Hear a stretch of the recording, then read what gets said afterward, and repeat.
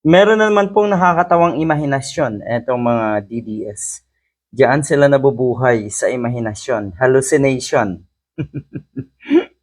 Hindi sila or hindi nila kaya kasing makibagay sa realidad at katotohanan. Hindi nila kaya 'yan. Lalo na sa punto at isipin sa usapin ng na posibleng bumalik sa maayos na lipunan ang ating bansa. Dahil nga nilalagay ni PBBM sa tama, inaayos ang lahat ng binaluktot ni Digong. Sa puntong yan, talagang mahihirapan na kayong makibagay. Ulitin ko dahil nabubuhay kayo sa kasinungalingan at imahinasyon. Ang sinasabi, ito daw na si Sara Duterte, si Sara Geronimo rather, ay mukhang sekreto or pasimple daw na ini-endorso na si Sara Duterte.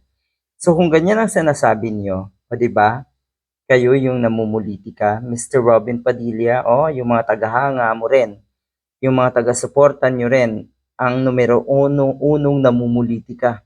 Sa puntong ito, puro politika ang iniisip ninyo. Lalo ka na, Mr. Padilla.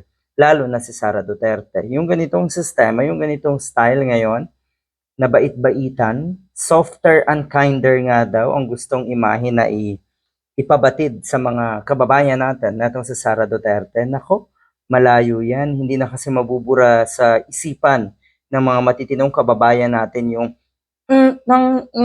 mo Martin Romualdez, PB Marcos Jr.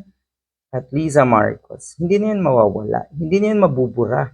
At marami pa pong iba.